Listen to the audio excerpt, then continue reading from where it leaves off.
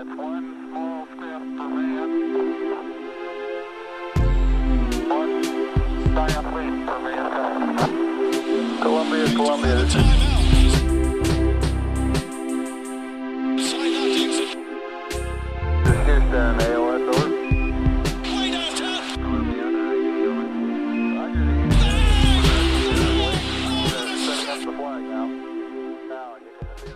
What's going on, folks? Welcome back to another episode of the Knicks Wall Podcast. I'm your host, as always, Kyle Maggio, joined by my co-hosts, Shaun Geddes and Mike Cortez. What's going on, gentlemen? Yeah. What's goody?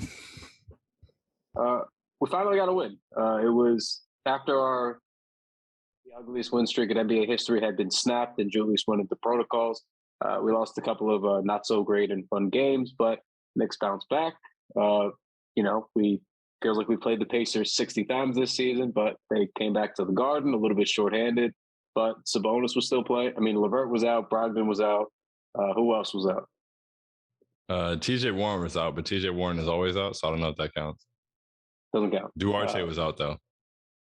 Duarte was out. Lance Stevenson was playing. Lance Stevenson, who, as we record, is absolutely torching the Nets. It was the Kyrie Irving return tonight, and Lance decided that whenever he's in a Pacers unit, he's going to be one of the greatest players of all time. So that's happening right now.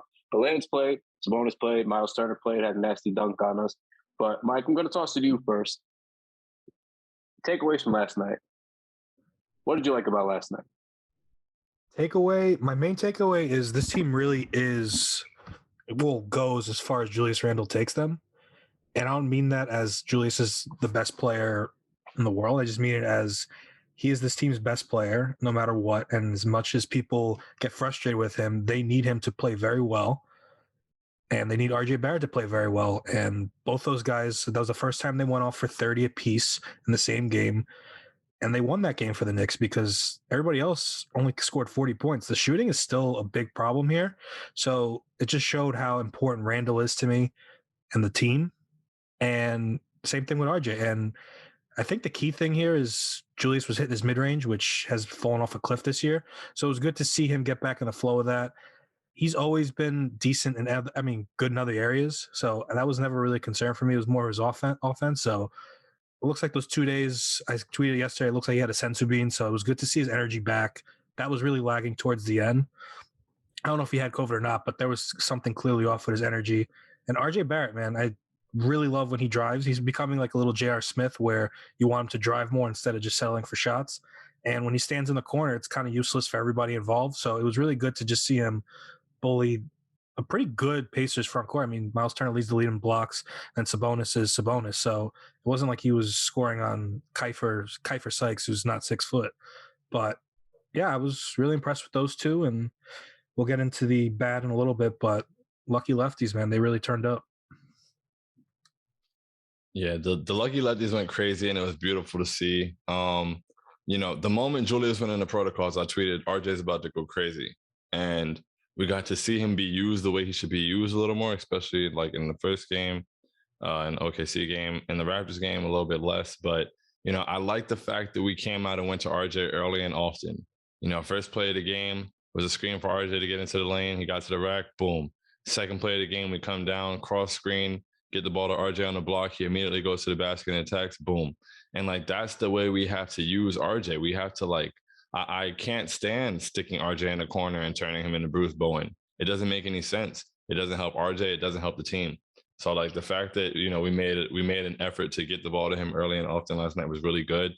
Having two guys drop 30 on the same night, hitting a total of 4 3-pointers is beautiful. Both shot 60% from the floor. They did it efficiently. And I believe that going through RJ that way, Kyle, you had your tweet about what the pecking order should be, about 1A for Randle and 1B for RJ. That really is what it should be, because going through RJ more allows pressure to be taken off of Randle. Now he's not attacking double and triple teams every time he touches the ball. The lane's not as clogged. People are reacting, or, there's defenders converging. RJ's breaking the paint down to get some rotation going. There's just a lot of other factors rather than, and it's something else teams have to game plan for. And RJ's really good at it. He gets downhill well. He makes good decisions. he decelerates and uses his strength, whatever it may be. He's got for everything that's said about RJ and he's not athletic and he doesn't have wiggle, RJ's got a really quick first step. Like, he often gets by guys who are directly in front of him and gets right to the basket and extends with that left hand. He's finishing with the right these days. Like, he's doing it all. Like, that one play on Miles Turner where he pulled him out, attacked him left, and then faked, turned around, acted like he was going to fade away, and then pivoted and finished with the right hand. Like, come on. What more can you ask for from a guy? So just being able to see him create those opportunities, the confidence he was operating with, and the confidence we had in him. Like, Julius was making it a point to get RJ the ball. You could see possessions come down. We're like, all right, we know we're getting it to RJ right here. And that was making me so happy. I think we went away from it a little bit in the fourth and started having the Alec Burks and Julius Randle two-man game, which I understood because Burks had the matchup of Sykes on him, but they weren't switching that, and we never really got that switch, and we kept forcing it, and it kind of led to RJ standing on the side like he does when I don't like the offense as much. He had one possession where he drove the lane and dished it off to Julius. Julius got a dunk. Then down the stretch in the fourth quarter, the one time we did let him run the pick and roll, he pulled up for the mid-range jumper and knocked it down. So, we just got to see other things out of RJ, even when the jump, he wasn't those other 30-point games this year. RJ was 6 for 8 from 3, 7 for 8 from 3. Last night he was 2 for 5 and got 32 points on 60%. So just him being in attack mode like that and us empowering him to attack is definitely going to make us a better basketball team. I mean, honestly, shooting wise, we kind of had another it wasn't as bad as the Thunder night, but we shot terribly. That's why that was even a game last night. So if we are able to put them two together doing what they're doing and get the rest of the guys hitting shots, then, it'll make us a much better version of the team we can be. Yeah, so Knicks shot 21.4% from deep last night. They shot 6 of 28 from deep. 4 of those makes, as Mike pointed out, were from the lefties, Barrett and Randle. Besides that, I like that they got to the line a bunch. I think of our 28 free throws, Julius and RJ combined for 14 of those attempts, maybe 10 of them. But yeah, look, I mean, I generally agree with, obviously I want to see RJ run more of the offense. It's never a takeaway from Randle or anything like that. But to me, last year, this is what's been confounding about this season is for all this talk about the misuse of Evan Fournier, which I will always think is utterly hilarious. I think the greatest issue that I've taken with that we've all brought up on this podcast numerous times, we've all brought up on Twitter numerous times and had this conversation, is that it's been a detriment to RJ Barrett, because RJ Barrett is not supposed to just sit in a corner and shoot threes. RJ Barrett is not supposed to be an afterthought in the offense. RJ Barrett is not a guy who's going to make an impact in the game that way. He hasn't helped himself early in the season, to be clear, but at the same time, you have to be more intentional with how you're trying to run stuff for him, because you're molding him and shaping him as an NBA player. And I felt like last season they sort of found that identity where Randle and RJ could play off of each other. And then this season they went totally away from it so they can force feed Evan Fournier. And he isn't hitting the shots. And then RJ wasn't really in rhythm all year, stuck in the corner. He's not hitting his shots. And the offense looked disjointed because it was disjointed. And as Shaun pointed out, when you start to see all these different things that RJ can do with the ball and how he could run different parts of the offense, you kind of got a taste last night of why that dynamic had been working and why you need to keep doing it.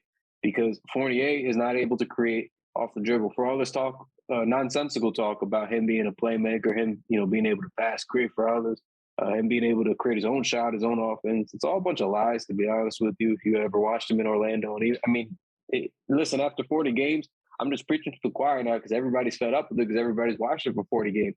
He doesn't do nothing. He drives. He can't beat nobody off the dribble. He's got no moves. Not even trying to be like no bag guy, but he's got no bag. He's got nothing.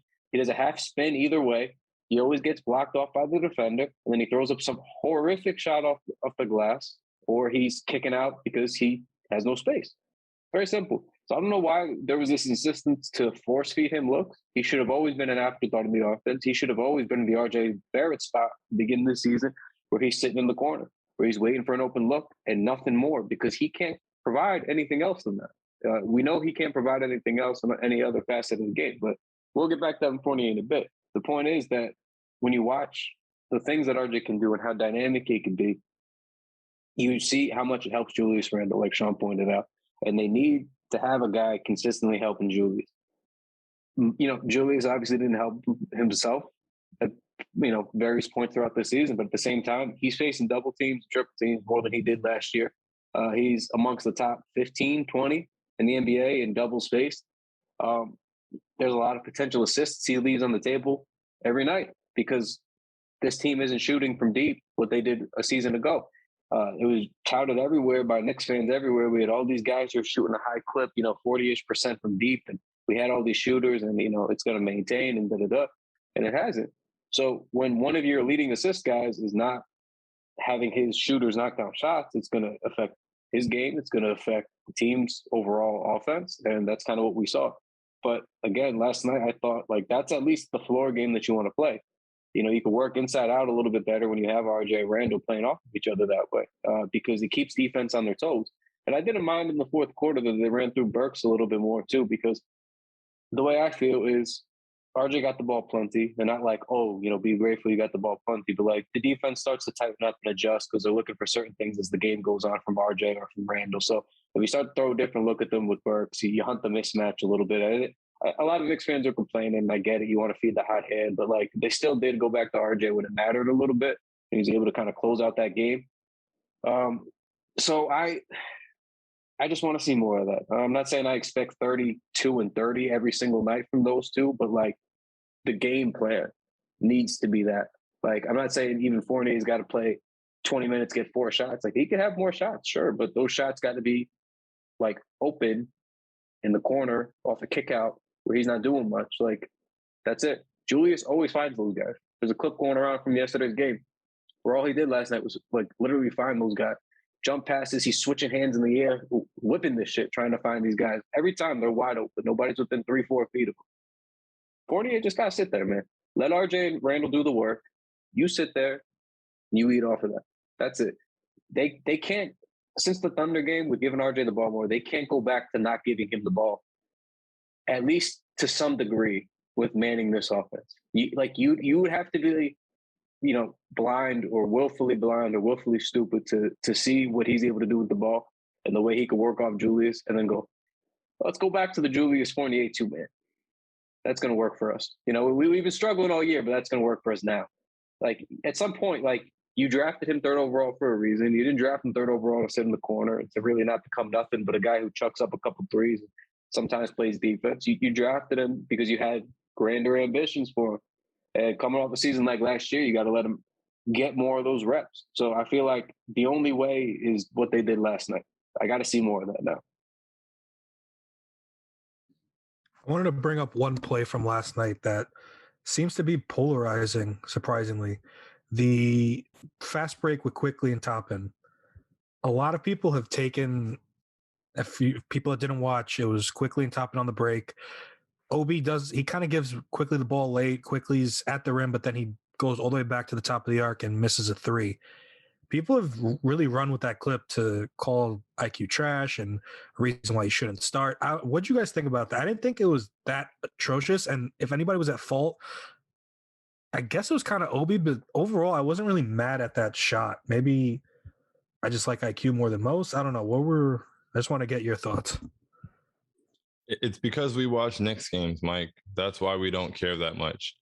It was just a bunch of people reacting, oh, this is trash. What is this? Basketball is being ruined, blah, blah, blah, blah, blah. Somebody somebody I've been cool with on the timeline for years, he was going back and forth with me on my mentions, and he's writing paragraphs. He's like, this is a bad shot, blah, blah, blah.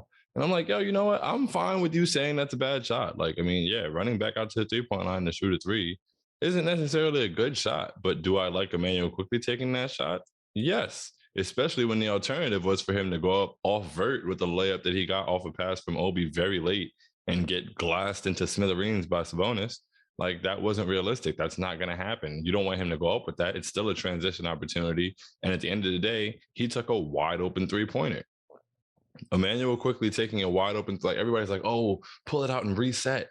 Reset so that you can hopefully get a wide open 3-pointer for Emmanuel Quickly. I don't know. Just take the shot. Go ahead. If you miss it, you miss it. That's fine. It's okay. We've seen Emmanuel Quickly hit shots like that plenty of times, which is why none of us are really that upset about it. I mean, when the shots don't go in, sure, it looks worse. The shot almost went in. Like, it's not like he put it up and airballed it. Like, it hit, it bounced on the iron a couple of times. But yeah, like I feel like that's being, highly overblown. But I think the reason is that most people don't watch Knicks games or watch Maggio quickly, so they just see a guy who ran out and shot a fadeaway three. But I've seen Maggio quickly hit that shot plenty of times. Matter of fact, I think I've seen him hit that shot in the playoffs. So I'm not tripping. Yeah, so I mostly agree. I'm going to be the boomer here, and he should have reset that shit. Yes, I know you're right about, yes, you would want the shot to end up being probably the manual quickly three. You're not wrong at all. I'm not disagreeing that at all. It was simply the act of the rush into a step back three, despite it being open. I didn't love. However, it really was not that big of a deal. It got wildly overblown. I have no idea how it got so over. I've seen like he ruined basketball. This is the Steph Curry problem. This is what he's done. This is what he's inspired people to do. I think it's a bit ridiculous. Quick, for better or for worse, he's a rhythm player. I've been saying that exact phrasing for it for a while because it's the truth. He felt he was in rhythm, and he ran back there to shoot a three. You live and die by players like that sometimes, and we died by it there. It did not work out. If I had to really attribute blame, aside from I think Quick should have just reset it, Obi's got to pass the fucking ball, man. He's got to pass the ball earlier. He's been pretty good about his passing and assists in general, so this is not like some Obi can't pass point. He's been pretty damn good there, especially in year two. But that fast break in particular, the ball should have came out earlier. Again, grand scheme, really not that big of a deal. The only point I didn't like was when people were like, "Oh, but he had a layup." He did not. He did not have a layup. As soon as he caught the ball, I think it was Sabonis, if I'm not mistaken, was sitting right there at the rim. He was going to get he was going to get swatted into the 10th row, or he was going to get obliterated on a foul. There was no layup to be had there. So really, to me, the two options were you're going to take it back out to reset, which I would assume was probably the plan. But when he saw he had a direct path and it was open, he probably figured he'll take the three. So it's really not that big of a deal at the end of the day. That's why you have him out there, is to kind of have that game breaker type of effect where he could just splash those threes. It just didn't work out. If he makes that three, on the flip side, it's all over the same outlets and everybody's going crazy because he hit this nasty step back three. It just did, it's a make or miss league. We say it all the time in the podcast. It just didn't work. I'm surprised it blew up to the degree that it blew up, but I do at least understand a small amount of some of the backlash. Like I saw, like a lot of the people responded were like coaches and stuff. I saw one guy quote tweeted just like, I would have torn my ACL trying to sub him out of the game. Like there was some funny stuff to be said. There were some fair points that came up from it. I don't think anybody's like entirely right or wrong either way, but I mean, it's the Emmanuel Quickly experience, really.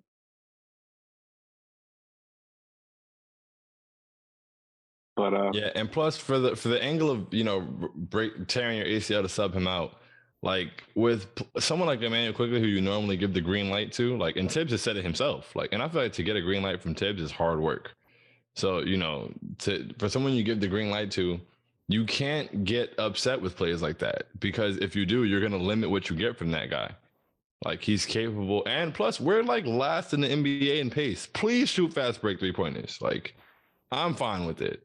But I understood why. I just think that, I hate the way in some of these discussions, and then like if it's especially on a 7-second clip, like all nuance is removed in these conversations, and it's sickening. Yeah, pretty much. You're never going to get an accurate, a measured take out of anybody responding to the one clip of the game. It is what it is. It was a little bit loony, but I understood some of the reactions. But one, at least, Shaun had touched on the RJ Barrett playing better while Julius was out before we kind of shift gears on all of our other topics here. I did at least want to cover the no Julius games. A lot of fans were clamoring, screaming from the top of their lungs that Julius being out was finally going to be the key. We were going to see this beautiful ball movement. This offense was going to look better because there's no ISO Julius hunting for jump shots. It was just going to be beautiful, pure team basketball. And it was not really the case, man. Simply was not. They didn't look great. RJ did. Obi did in the second game. Otherwise, I was really not impressed with what I saw. I didn't see this amazing. After the Thunder game, they scored 80 points. All I heard was, well, they played the right way. If they just made all their shots, they would have been fine. We could say that about any game, man. We could say that about games where Julius had 15 potential assists that went to waste. But, you don't. You only bring these points up when it fits the narrative and the agenda. And I get that as an agenda man myself. I understand, trust me. But, sometimes we got to just, look ourselves in the mirror and, remember, like, after a game like last night, why he's the best player on the team. The offense just got to make sense. And without it, they tried to make it make sense. I think really forcibly running the ball through RJ was the way to go. And I think just kind of getting him back on track and feeling good sort of was a good easing into him being part of the game plan when Julius was back, as we saw last night. But I like what we saw because they ran a lot of pick and roll, which is what we talk about all the time in this podcast. Simple basketball play that the Knicks don't seem to like to run a lot.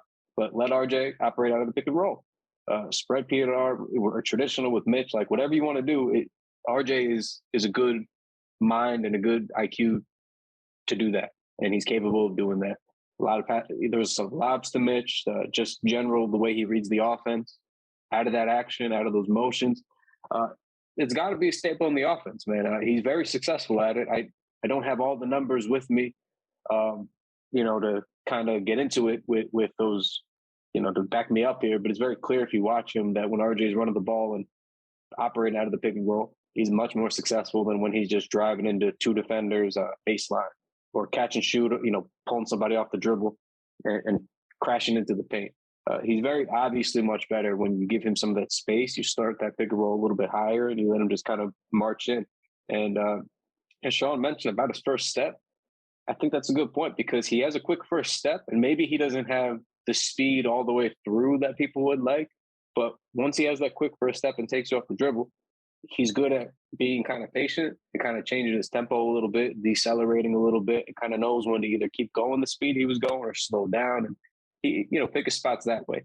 And really the only way he gets to do that is out of the pick and roll. So I like seeing that. At least a couple of games Julius was out, I didn't have too many takeaways other than RJ played really well. They ran the style of offense for him that I liked. And Obi disappointed me the first game in his opportunity, but in the second game, I thought he played really, really well. He played 45 minutes. I think he had 19, 6 and 6, something like that.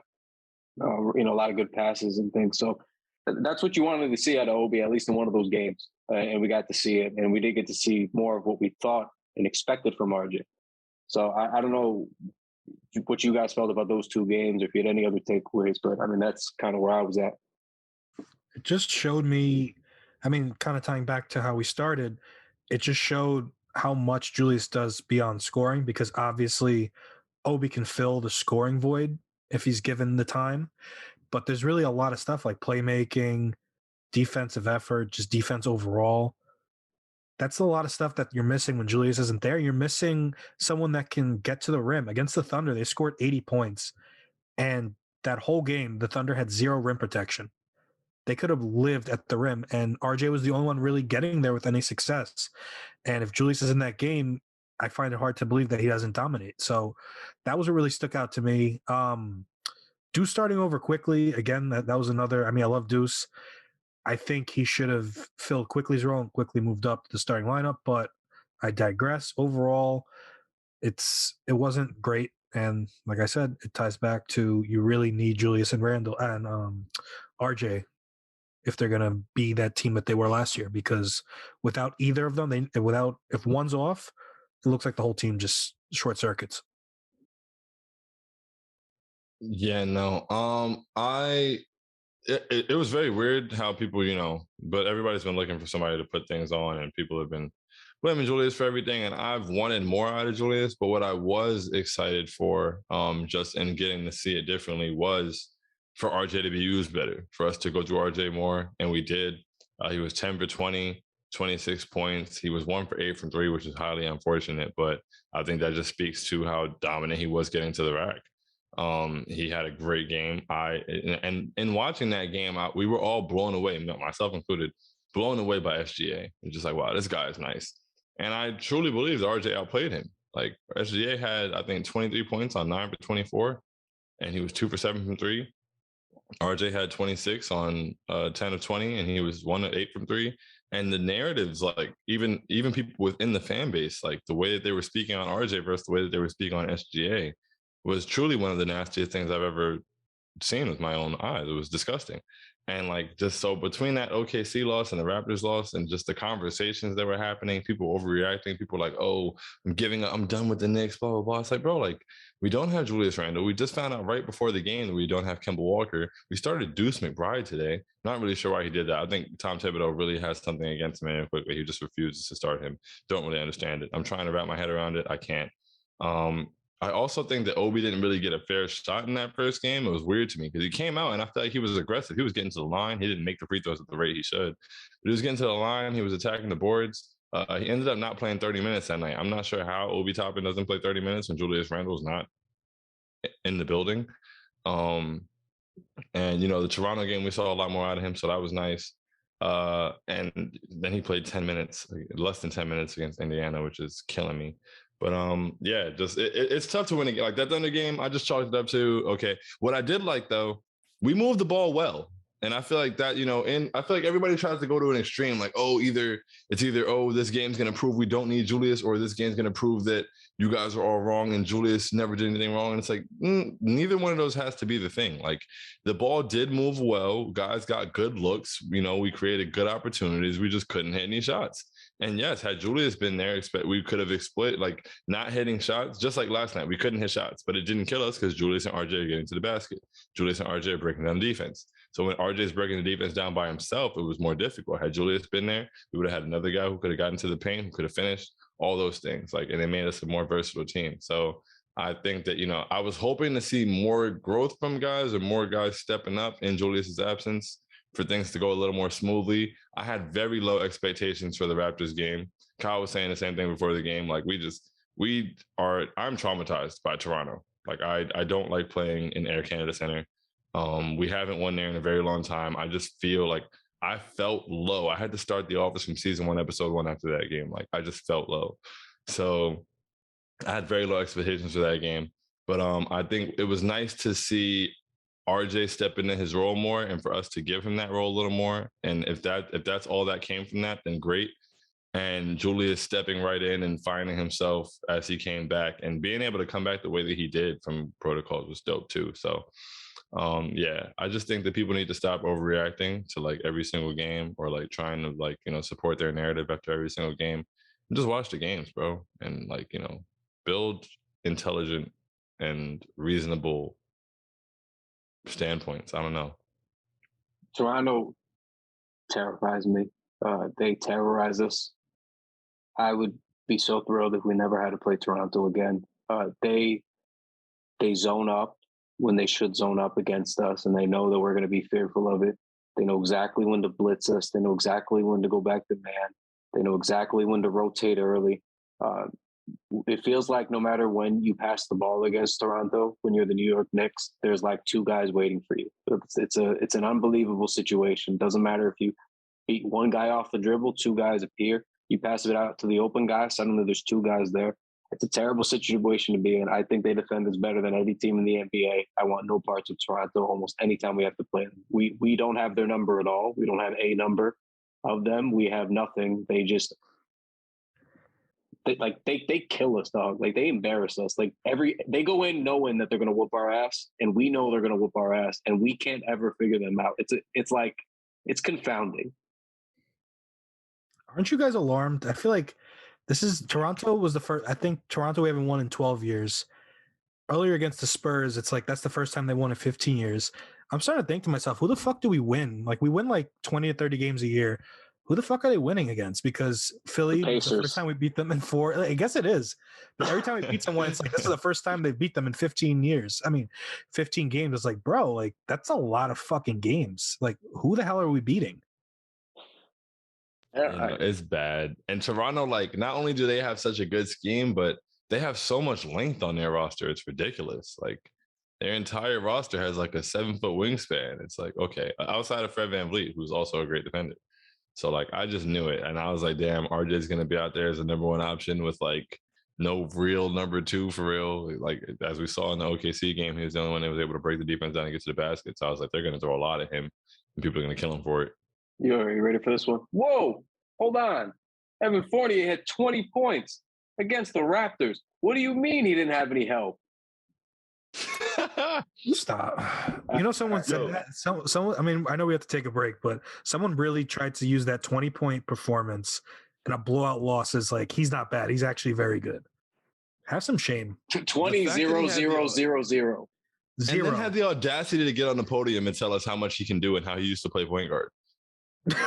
It was like stop. He just had 0 assists. And then I saw like I forgot who it was, but somebody like further broke the stats down, and it was like potential assists and all, and he didn't even have anything there. It was gross. It was the most gross 20 points I've ever seen in my life. I hate that guy. He does not pass though. But on that note, we're gonna take a quick break and we're gonna talk about the Evan Fournier disaster class that has been the 2021-22 season so far. Catch you guys on the other side. And we are back. So a certain employee of the Knicks Wall, I will protect his identity. He may or may not be on this podcast, but somebody put out a graphic today of one Evan Fournier and his 0 points, 4 shot attempts, 1 rebound, I think 2 assists, 1 steal, and 22 minutes of intense cardio at Madison Square Garden last night. And a hellstorm was rained down upon the Frenchman. And I mean, people were upset. Rightfully, your second highest paid player on the team is a regular disappearing act. Most nights, it seems, he scored, I think, he scored single digits or below 15 points, something like that, 15 times this season. I forgot what it was. Basically, Brian Gibberman texted me last night, and he said, Evan Fournier is worse than I think even you thought, and that is pretty damn impressive. And I would like to agree. I was extremely low on Evan Fournier.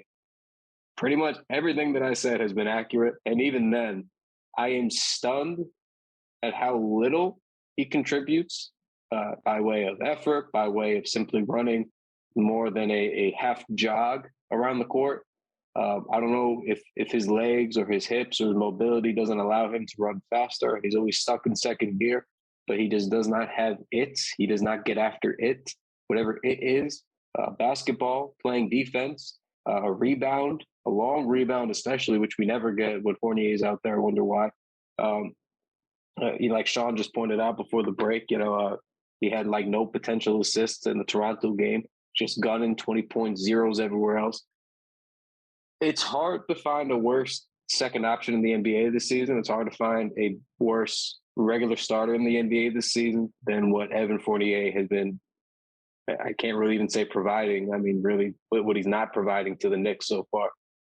It's been a true disaster class. I think a lot of Knicks fans are really high on him, having only watched him play against the Knicks. And at first I used to say that as a joke, and people have since come out to say, well, yeah, no, I was kind of just going off when he played the Knicks in Basketball Reference. And I just want to implore you guys, before you take strong stances on players, of which you will look silly, to just watch them in their professional NBA careers in games that were not against the Knicks. Watch a Tuesday game of Magic versus the Pistons. Get a feel for what he does on a normal night. Those are the games you should be watching. And if you want to, have your opinion taken seriously, you should, maybe watch the games. Everybody gets an attitude when I say this, but then they don't watch the games, and then you show your asses, and it's a disappointment for us all, really. So I don't like to be here. I would rather be up here doing what I love to do, which is apologize to you guys when I'm wrong for a take that I have. I love getting up here and go, hey, my bad. I was wrong. He's balling out. He's playing great. I was wrong. But, seems like as the years go on, it's less and less that I'm able to do that. And I'm just more and more right. And nobody's more disappointed about it than me. And nobody enjoys it less than me. But Evan Fournier has been stinking it up. And we got to talk about it. He cannot be a number 2 or even a 3 or even a 4 option on this team where you show up once a week, once every 2 weeks to do the one job you have, which is to play offense and shoot the basketball. And he can't even do that.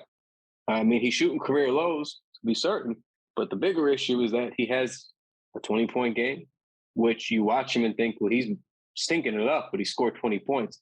And then the next game he follows it up with 0 or 2 or 5 or something ridiculous. You can't get paid 18 million American dollars, 18 million USD. Spare me the team option nonsense. Spare me the, he has incentives nonsense. He's the second highest paid player on the team, and he never plays like it. He just does not. Unless he plays the Celtics, he looks like the worst player on the floor. I hate to even do it because I bring this point up a lot, but if you remove the Celtics games, his stats look even worse, even more abysmal, because he's scoring so little typically that if you remove the 64 combined points that he scored in the 2 games against the Celtics, things probably look pretty grim, to be quite honest with you. So I don't know what else we're supposed to do here other than, and I want to talk about his gameplay, but there's a number of things we got to cover here. But I think he's just got to go to the bench. I said this the last time we had this big Fournier talk on this podcast. I know, look, I would love to banish him. I said this exact line, but you got to at least try to start him off the bench because this shit is just not working. And Tibbs, earlier in the season, didn't play him 6 games in a row, something like that, or 6 out of 10 games, something like he didn't play him in the fourth quarter, second half, whatever. And then we saw it again last night. He didn't play him down the stretch, right? So what more do you got to see? We're 40 games into the season now. This is not like, maybe he'll get it going. We are directly halfway into the season. Like, it is January 5th, 2022. The season ends in April if we don't make the playoffs. Shit is real right now, and we need guys who are going to play and play well. If it's not Evan Fournier, go to the bench, my guy. You're overextended. The starters, you cannot play with them. Opposing starters, you cannot play against them. Rookies, you're getting the Pacers, for example, our interior defense, amazing last night. Sabonis had nothing. Miles Turner, one vicious, disgusting, amazing throwdown. Nothing else. Did nothing. Jack shit last night. Great interior D. We got fucking smoked on the perimeter by 3 dudes who have no business smoking us. We know about Kiefer Sykes, but in addition to that, I just want to quickly go back to it. Dwayne Washington. So Kiefer Sykes is 22, 4, and 6. Okay. Torrey Craig had 15 and 7. Dwayne Washington Jr. had 17, 2, and 4. Those are all guys who played designated guard or wing positions. You cannot be getting dog walked by Kiefer Sykes. Have a little bit of pride, have a little bit of respect, and no disrespect, especially to our boy Ned. This is, Kiefer Sykes is his guy, but you can't go into a game going, we got these guys shorthanded, and then let them hang all of, not just one guy, because you could have told me Sykes was going to go off the morning of the game, and I would have believed you because that's just what happens in Knicks games. But 3 of those guys putting up the same numbers that the guys who missed the game, they put up the same kind of production. It's inexcusable. And this perimeter defense has been inexcusable and laughable and embarrassing all season. And it's the reason why the defense has been bad. The point of attack defense hasn't just been bad, it's been non-existent. And Fournier's been a big, big part of that. Now, Sykes and them cooked a bunch of different guys last night, so it is what it is. But for 22 minutes, somebody was out there just hand-holding these guys to the rim. So I've had enough. I had enough since I tweeted in the summer, but I've especially had enough now. I did it, okay? I sat through 40 games. I was mostly patient. I don't know what else you guys want me to do. Just bring this man off the bench. Am I right? Am I wrong?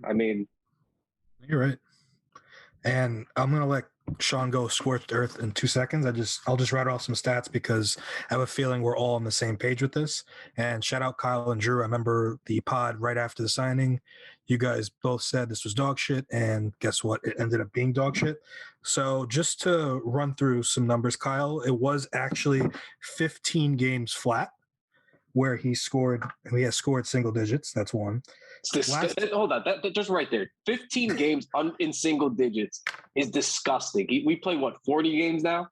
Yeah. And 15 Not of even those, 40, to be honest. He's appeared in 37, yeah. He's playing 37. I think they played 38. That is disgusting, bro. It's this. Your one job the one job that you got paid to do. We knew you weren't going to do the other stuff. And 15 times, bro. The season isn't even halfway over yet. 15. That's almost 50%. That's He's so almost gross. at 50%. Now, last 10 games, and keep in mind this within these 10 games, I would say I think it has three of his top five scoring performances of the season. Even with that, he's averaging 13.8 points per game.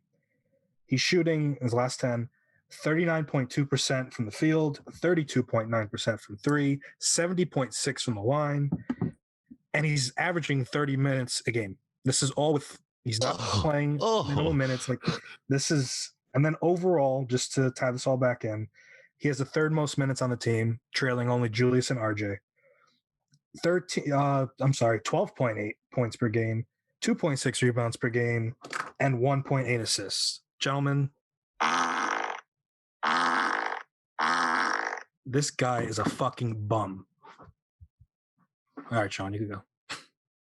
That sound effect was perfect. Evan Fournier is truly a bum. The fact that he's averaging 30 minutes a game over the last 10 games is criminal because I've gotten to the point now, like after the Thunder game and post-game pouting, people were like, oh, Fournier was trash today. And I was like, honestly, bro, like this wasn't even his worst game. Like, I don't even have much to say anymore. Like, I'm just tired of beating the dead horse. I'm tired of repeating myself. It's going to be that way until he stops playing. He is who he is, and we let him get away with it. Word to Denny Green. It's really sad. But he can't keep getting away with this, truly. Like, it's really getting out of hand. I saw a Tommy Beer stat earlier, I think, that said in his last 93 minutes, he has 5 rebounds. Like, what are you doing? Like, what are you really doing out there? And 30 minutes a game over the last 10 is crazy because since November, I have been calling for this man's job, like loudly. A lot of us have. But I said that I didn't want to watch him play basketball anymore. 15 games into the season. We are now approaching game 39, and we have the same problems. If anything, it's only been accentuated. It's worse. It's worse than it was before. And we're getting less defense. We're getting less effort rebounding wise. We're getting less consistency offensively. Like nothing has improved. So there's no point where it's like he's going to stick his foot in the sand and everything's going to turn around. At some point, bring him off the bench. I know that's the realistic, and I don't even know how realistic it is because it's not happening. But that's the realistic solution to this is bring him off the bench and blah, blah, blah, play him like 15 and 20 minutes. But honestly, the best version of this team and my dreams, what the parts that make me sad when I wake up because it's not real is Evan Fournier collecting DNPs. I don't want to see his jersey anymore. I want to see him tucked in a warm-up for the entire game, cheering on his teammates or not cheering on his teammates. Don't care. Leave him on the bench. He shouldn't be playing. He's offering us nothing. We've got guys who are better than him Grimes is better than him at everything that we need him to do. Deuce McBride was a plus 40 with 0 points. That's how you give me 0 points. Give me 0 points and put a lot of pressure on the ball to the point where you completely disrupt the other team's offense. Do something. Like if you're going to give me 0 points, it should be like, yo, you did something else so well that we had to leave you in the game even though you didn't score. Like it's ridiculous. Like the homie Julito got courtside seats the other night and he was more active in the game than Evan Fournier was. Like that doesn't make any sense. How do y'all have the same amount of points? It just doesn't make any sense, bro. And at this point, it's a matter of like, what are we waiting for? And I've been saying that for months. So but really, what do we wait? What is it going to take? Because clearly there's no way that any statistical breakdown you give, like you said, the last 10 games, that included, would you say 2 or 3 of his highest scoring performances this season? 3. The last 10 games included 3 of your highest scoring performances this season, and you're averaging under 14 points and shooting under 40% from the field. What are you doing? And you're only good at offense. Supposedly, we were taking a chance. We're like, all right, the defense might tail off a little bit, but hopefully he can at least be passable. You've been nowhere near passable, like F- level defensively, and still haven't been nearly a positive offensively. All of our on-off numbers, everything points to Evan Fournier being terrible and a detriment to the team, yet we keep trotting him out in the starting lineup. Then you've got him not closing games for whether it's even when guys were out, we had half the rotation on protocols, and he still was getting sat down in the fourth quarter for Deuce McBride. Why are we still starting that guy, bro? Like, come on. I get the whatever politics, cool, bro. The Hawks gave Gallo 4 years, 72 mil. He comes off the bench because it's best for the team. You can't just die on the hill. You can't double down on a bad move. Like 4 years, 78 million, poorly spent on the bench is way better than 4 years, 78 million, poorly spent on the floor. I'm going to keep saying it until he stops playing. It doesn't make any sense, bro. It really doesn't. At one point early in the season, everybody was like, oh, you're overreacting. It's too early. You never know, blah, blah, blah. Then as Kyle said earlier, the people who say he's being misused, whatever. I don't care, bro. I've seen enough. We watch the games. We know what happens. We watch the games. We see the box score. He fails every single test you can come up with basketball-wise.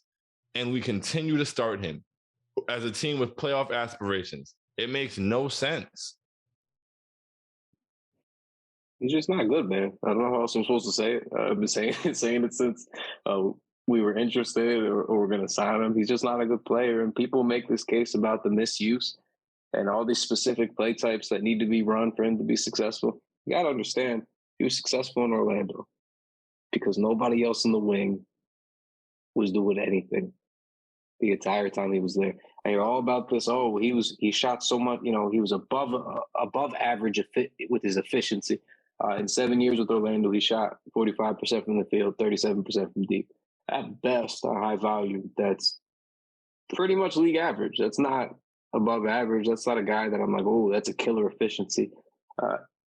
And maybe if it was just 3-pointers, right? 45% from the field, 40% from deep. Sure, sign me up over 7 years. That's pretty consistent. But if you actually look, it was mostly just too good. His last 2 years in Orlando, he shot the ball a little bit better, 39 and 40% from deep. Before that, there's a lot of 34%, 35%. This is who he is, man. Like, people hate hearing that, but like, guys are who they are. And also, when you sign with a new team, you don't always sign with the new team to have all of the offense run exactly the way that's always perfect for you at all times. Yes, a coach should want to mix in some of those things to help you be successful. But when all of our data shows that you are open or wide open on a majority of your shots, and you signed up to be here, to be a release valve for Julius Randle, to hit those shots, you got to do your job. It's not going to be the same scenario, the same scheme for you as it was in Orlando. It's just not. You got to come here and you got to do your job. You got to fit in and figure out how to be good in the way you got to fit in.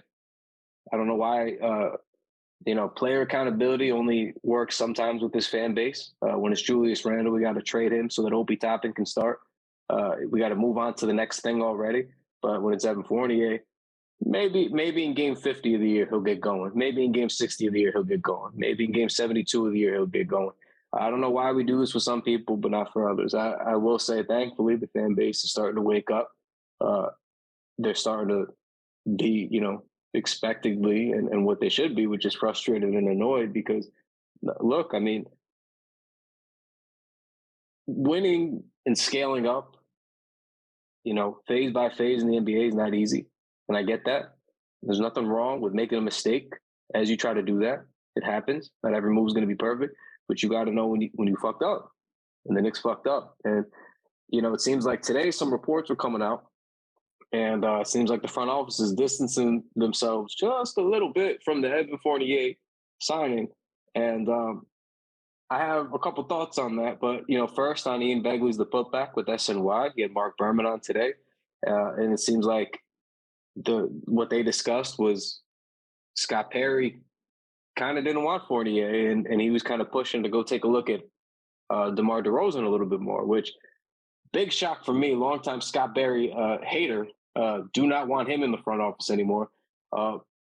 I just assumed that he was bringing in more Orlando dudes, but if this is true, where he wasn't so keen on Fournier, hey, been good for Scott.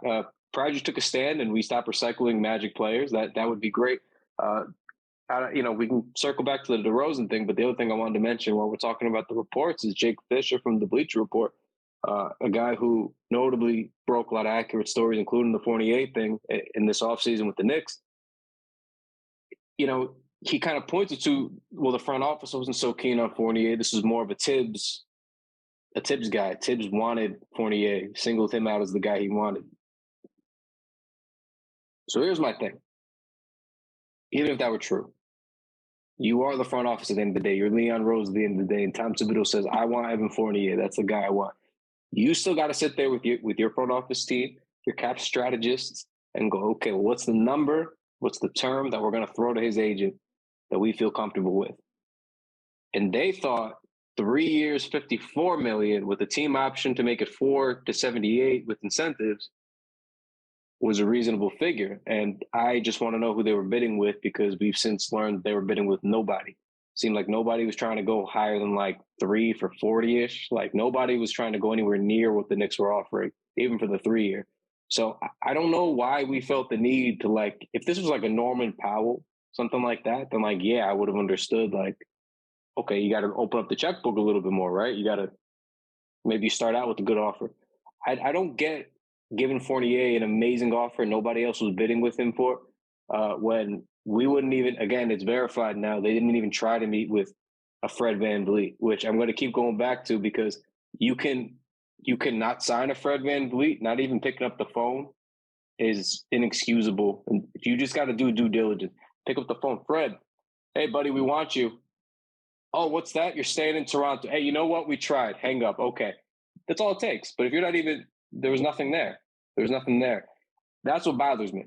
So on one hand, I like the front office is now feeling the public pressure and going, oh, hold on, this wasn't our idea. This was Tom Thibodeau. But on the other hand, you signed off on it. Tom Thibodeau didn't come and march into your office and go, oh, man, we got to sign this guy. It came to me in a dream. We got to sign this guy for 4 years, $78 million. I just know it. That's the number. That's the year. That's what we got to do. That's not what happened. He just said, that's the guy that I want. And then they threw a number out. So, hopefully, all I can say is hopefully, if they're putting this out there today, it seemed like from multiple spots that, that it's a signal that something's going to change, and that hopefully they reverse course on this, however they got to do it.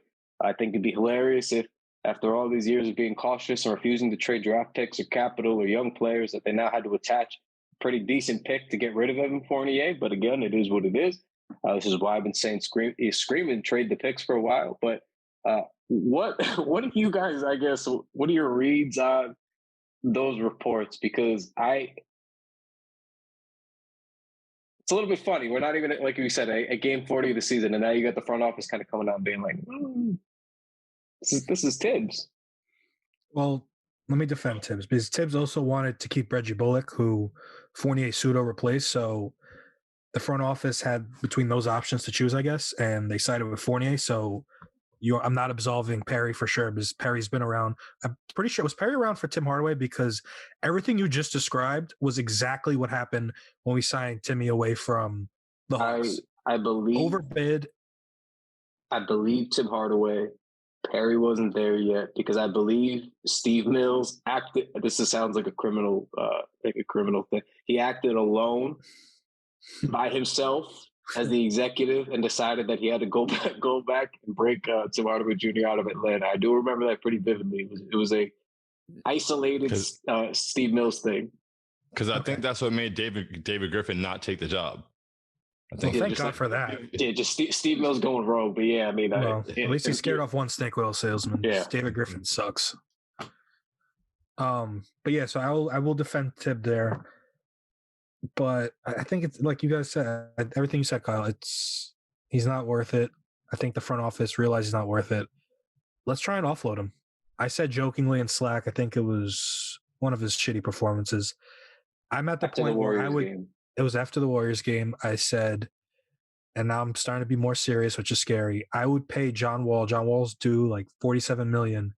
This is not plan A. This is like plan F, but I will do it.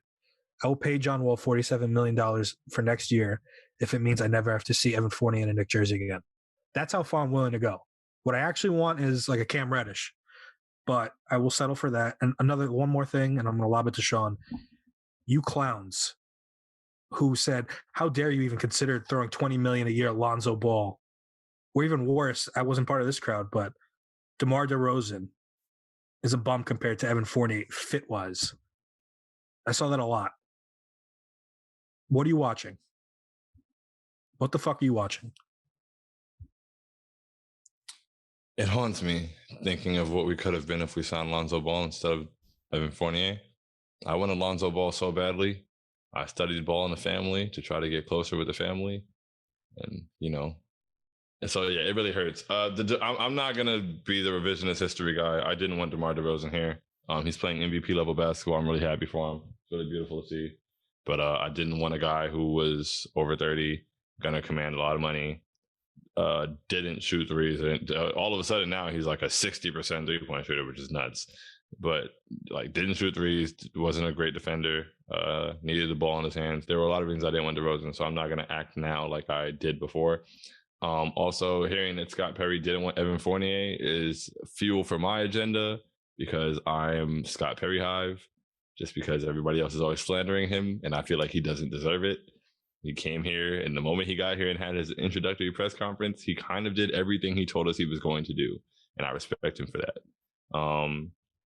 Otherwise, though, yeah, I mean, with the front office coming out and saying, I don't really care who did it. Like Kyle said, like either way, you guys paid him. Like, and honestly, if the choice was between, if we got knocked out in the first round and we were trying to come back as a better team, and our options were, hey, Reggie Bullock or Evan Fournier, that's bad practice. Like that already is an issue because we drafted a guy 25th pick who's better than both of them.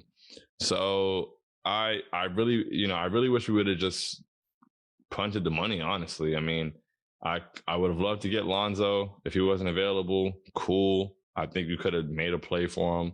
Honestly, if you gave Evan Fournier damn near $20 million a year, I would give Lonzo $25 million a year, and that would have beaten Chicago's offer. But that's revisionist history. It's like, oh, we could have done that, hindsight, whatever.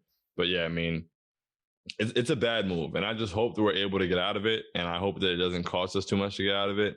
I can't imagine anybody is taking Evan Fournier for anything right now. I don't even think he's a contract you can throw into something because he's such a negative asset. And it's almost like, what they say about buying a car. Like, it's like the moment we drove him off the lot, like it's just been depreciating ever since. And it's really, really sad.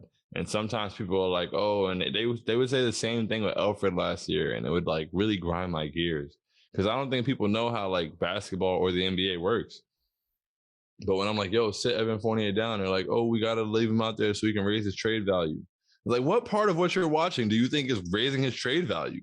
Put him away and let no one see him, and hopefully they'll take a flyer on the fact that he was once a good shooter. Like right now, all you're doing is just tanking the value.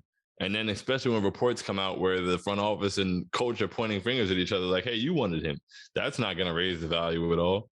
So, I mean, hey, if you can throw him in a trade and attach a first to him, oh my, if you get him and Nerlens out of here in the same deal, I am going to run to Manhattan.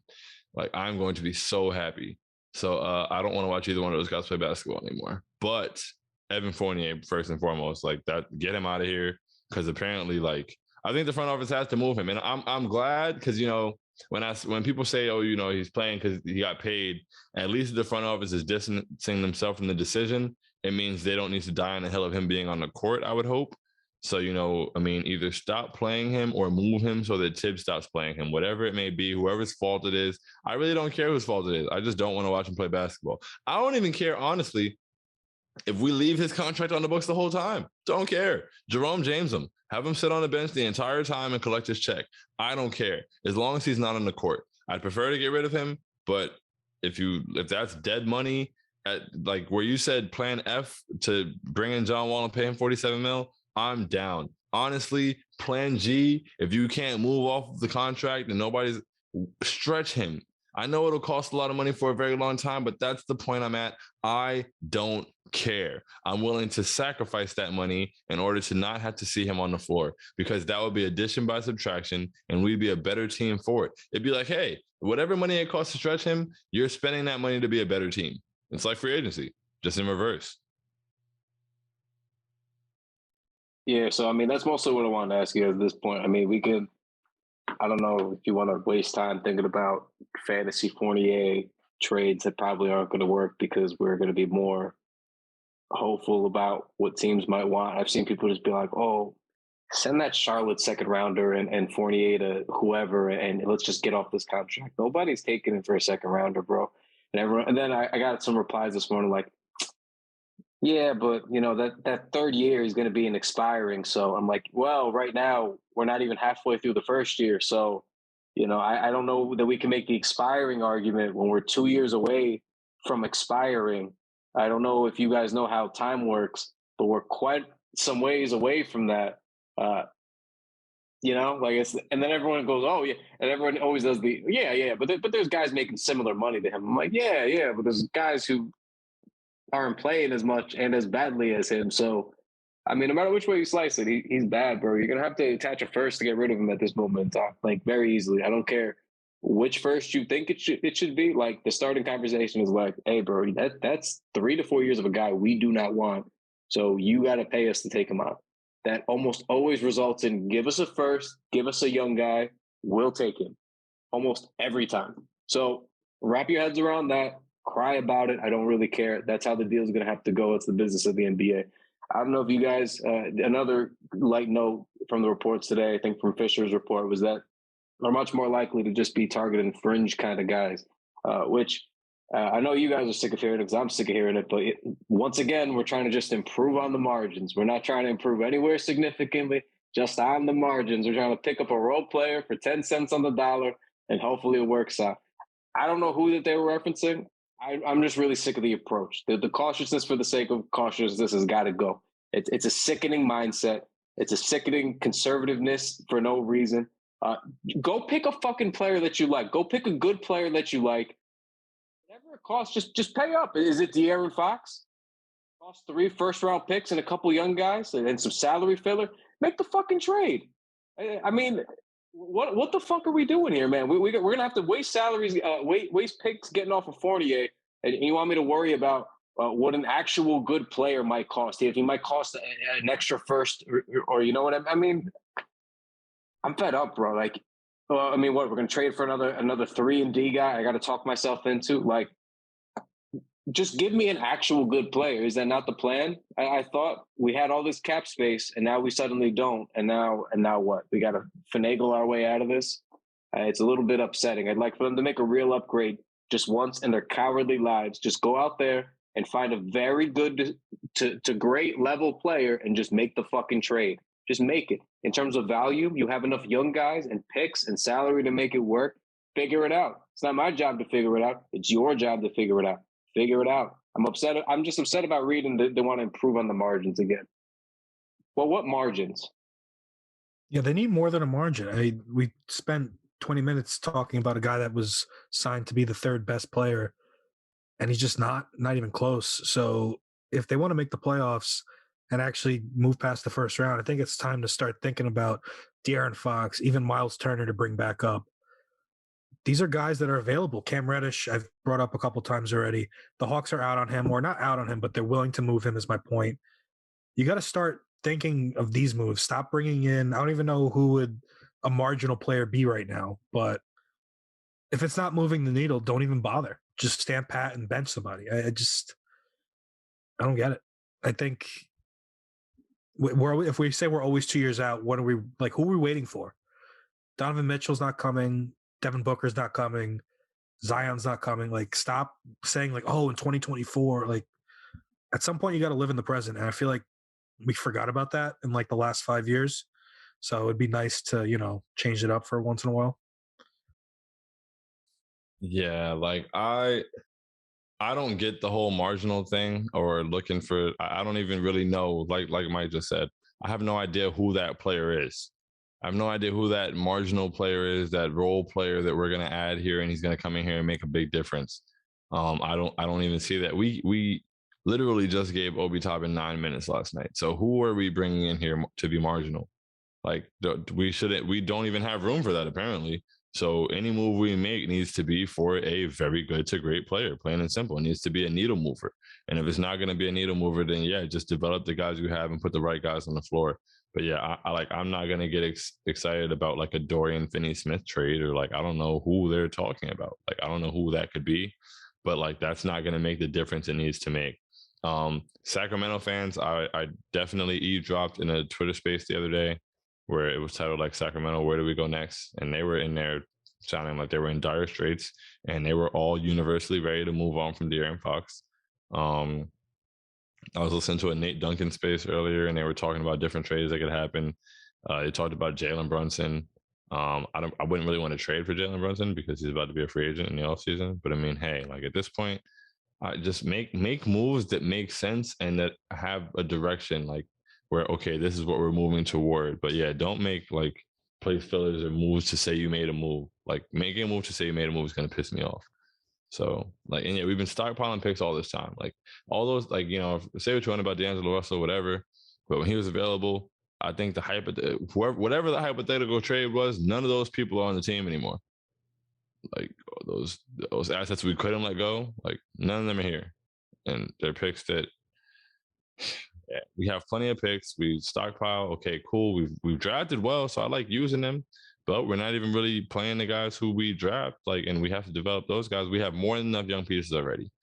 So, like, just we don't need to be hoarders. Like, make a move, make something happen. Yeah, I mean, the only name that I was remotely interested in as any kind of a margin level guy is going to take a flyer on a Cam Reddish in the event that you were going to clear the playing time for him. By that I mean getting Evan Fournier gone.